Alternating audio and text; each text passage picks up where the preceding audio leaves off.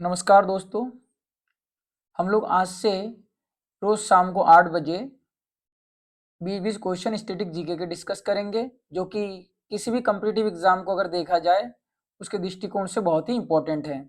तो आज का जो हमारा पहला क्वेश्चन है वो है, भारत में सूखा प्रवण क्षेत्र कार्यक्रम किस पंचवर्षीय योजना अवधि के दौरान शुरू किया गया था? तो ये आपके सामने 4 ऑप्शन है, इसमें से आपको चुनना है। तो इसमें जो ऑप्शन सी है वो सही हो जाएगा, चौथी पंचवर्षीय योजना। यानी जो भारत में सूखा प्रवणता क्षेत्र कार्यक्रम है वो चौथी पंचवर्षीय योजना के तहत शुरू किया गया था। अगला क्वेश्चन देखते हैं, भारत में इंटरनेट की शुरुआत कब हुई थी? इसका जो आंसर है वो ऑप्शन डी सही हो जाएगा, यानी 15 अगस्त 1995, यानी 15 अगस्त 1995 को भारत में इंटरनेट की शुरुआत की गई थी। अगला क्वेश्चन देखते हैं, अल नीनो शब्द किस भाषा से लिया गया है? तो ये बहुत ही इजी क्वेश्चन है और ये सारे क्वेश्चन आए हुए क्वेश्चन है। इसका ऑप्शन नंबर डी सही हो जाएगा। जो अल नीनो शब्द है वो स्पेनिश भाषा से लिया गया है। ठीक है, अगला क्वेश्चन देखते हैं हम लोग, भारत में प्रथम परमाणु बम यानी जो न्यूक्लियर बम है उसका परीक्षण किस वर्ष किया गया था? ठीक है, तो इसका जो ऑप्शन है ऑप्शन नंबर डी सही हो जाएगा, यानी 1974 में भारत में सबसे पहले परमाणु बम का परीक्षण किया गया था। आगे चलते हैं, अगला क्वेश्चन है हमारा, निम्न में से कौन सी समिति भारतीय बैंकिंग पर्यवेक्षण विषयक अनुशंसाओं से संबंधित है? तो इसका ऑप्शन नंबर सी सही हो जाएगा, एस पद्मनाभन समिति द्वारा।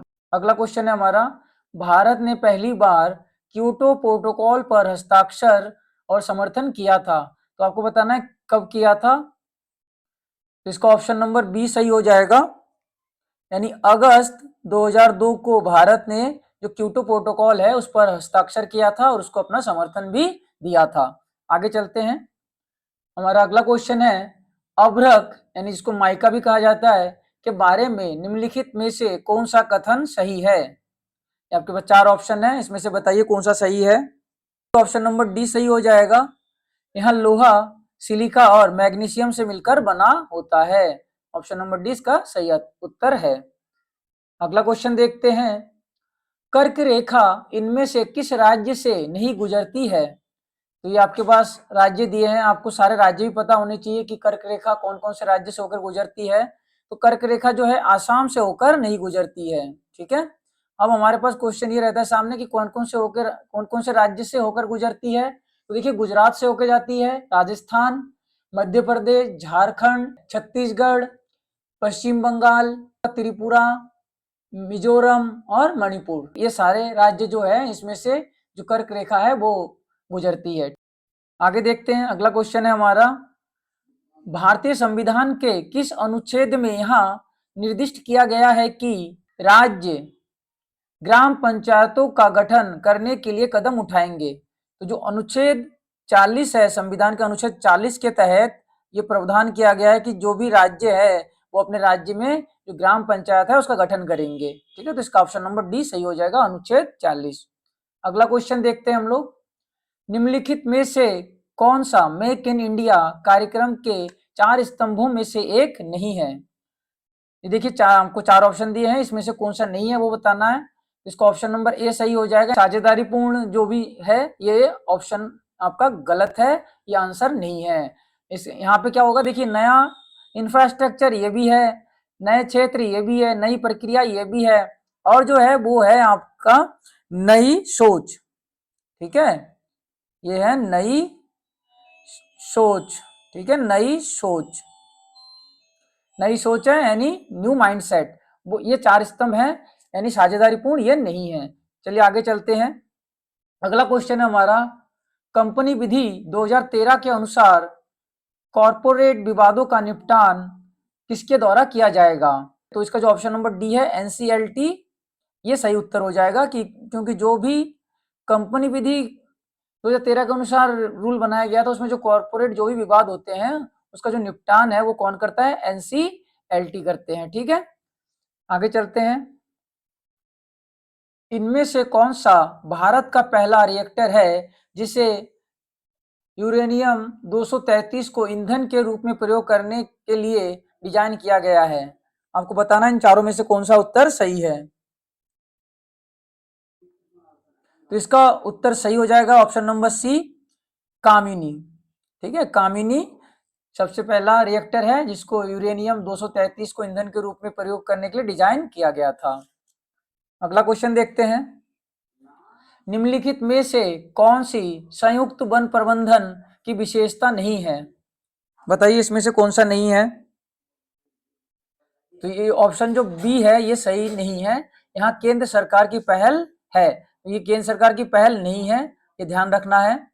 इसमें ये कहा गया है कि ये केंद्र सरकार की पहल है, जबकि कि ये केंद्र सरकार की पहल नहीं है। ठीक है, तो ये वाला ऑप्शन आपका गलत हो जाएगा, ऑप्शन नंबर बी। आगे चलते हैं, अगला क्वेश्चन है, जलियांवाला बाग नरसंहार कब हुआ था? तो ये बहुत ही इंपॉर्टेंट क्वेश्चन है और कई बार पूछा जाता है।